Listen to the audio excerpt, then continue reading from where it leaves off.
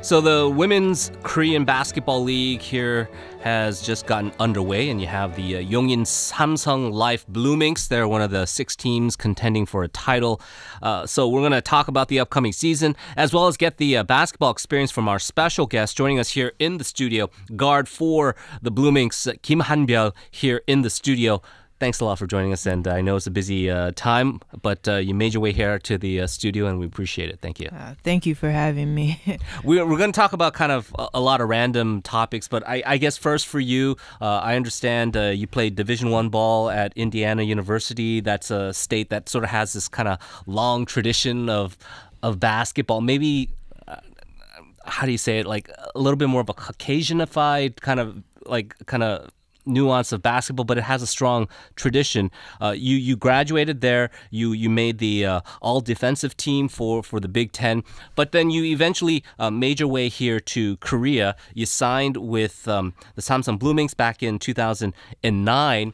I know that after you graduate college, there's options, right? You can try to go to the WNBA. You can play in Europe.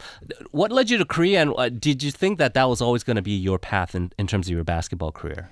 I mean, honestly, I was ready to be done with basketball after going to college. You know, my mother's Korean, so I was going on the path of being a doctor. So I was thinking about medical school, and then a few coaches wanted me to coach coming out of college, and I thought about that too. And then I had an assistant coach who recruited me when I was in high school, who played in Korea, and she said they have a league there.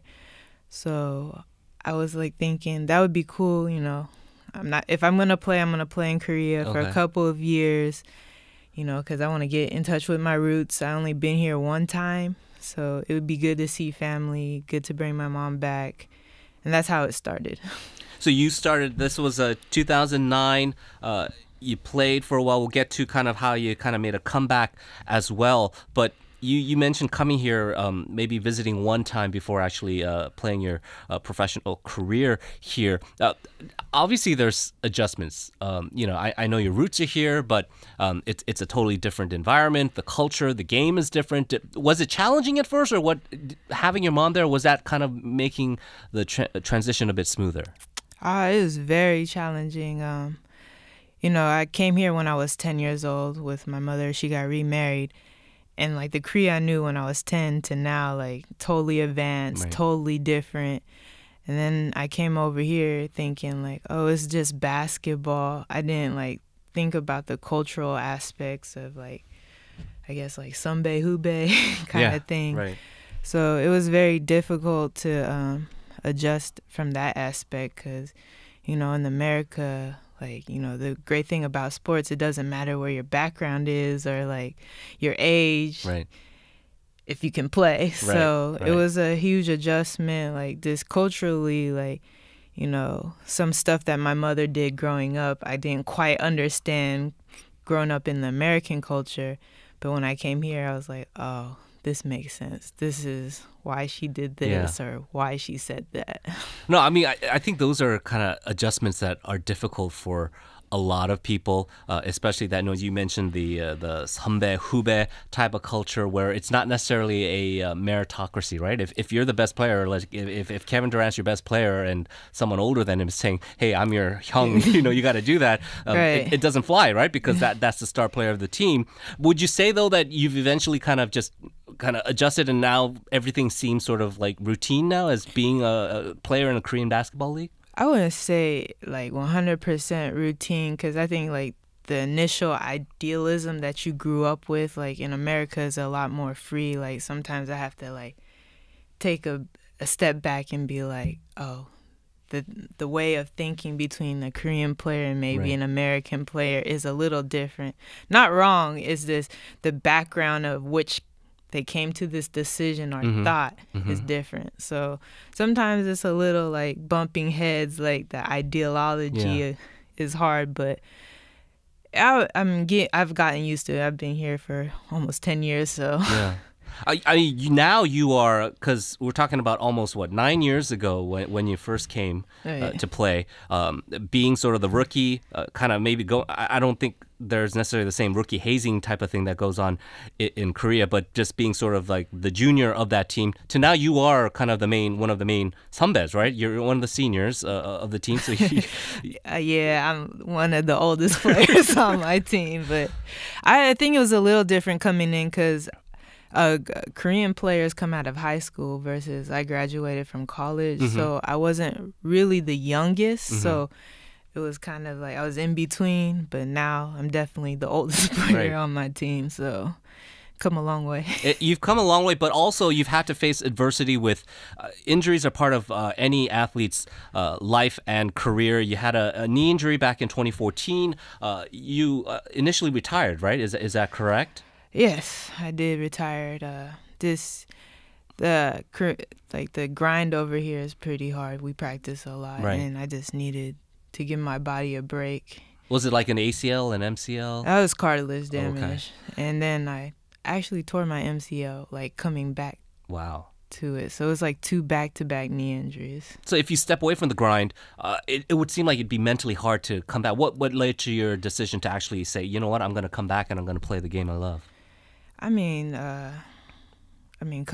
She was originally like one of my older aunties. Coach Jungin auntie was then my auntie. Now she was a coach. She was like, we have a new coach, and she asked how my body was feeling, and then still talk to the company, and they were like, let's see if you're ready to play, and I was like, if we both fit, like I'll come back, and it happened that we both fit, like so it worked out. It would definitely, and you're happy to be back on the team. You're one of the you're one of the seniors. You're one of the leaders.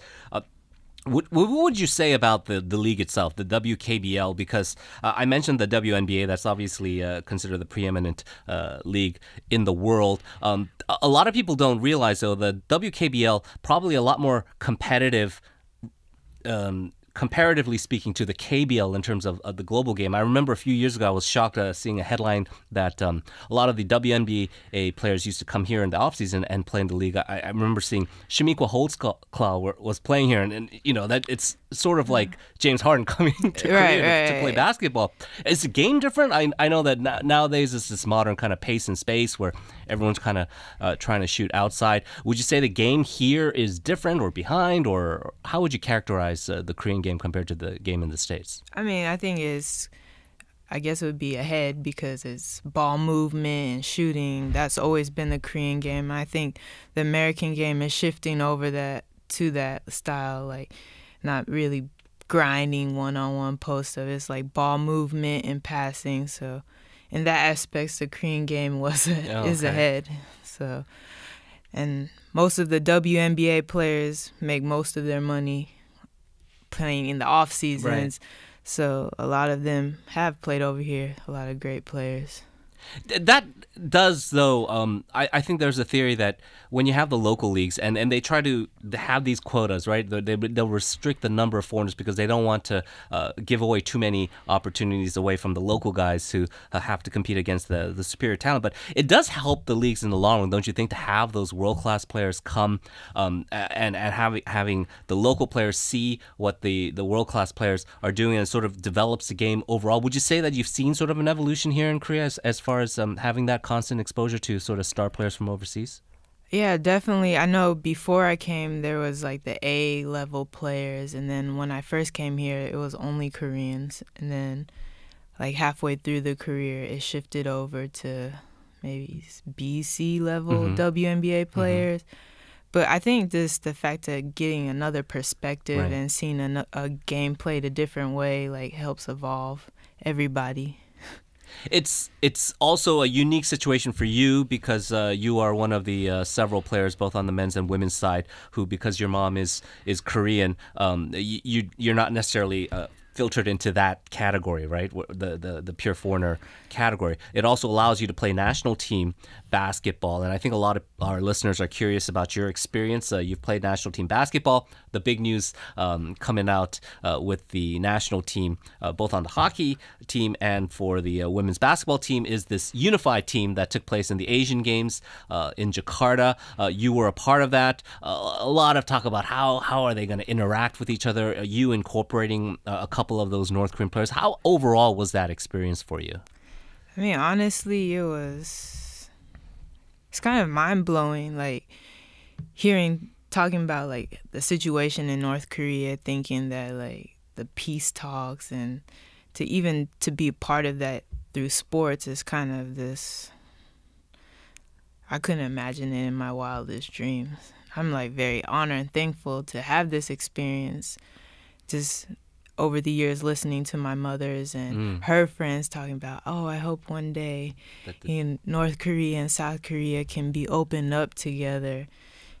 And to me, being from America and all my mother's side family saying, wow, the half Korean or like, the person from America got to see North Korea before all of us is kind of amazing. And you guys were able to win the silver medal. It's hopefully not the last time that you guys will be able to play together, right? Yeah, I'm not sure, the whole politics. I'm just a player. I don't get to know, privy to all that information, but hopefully not.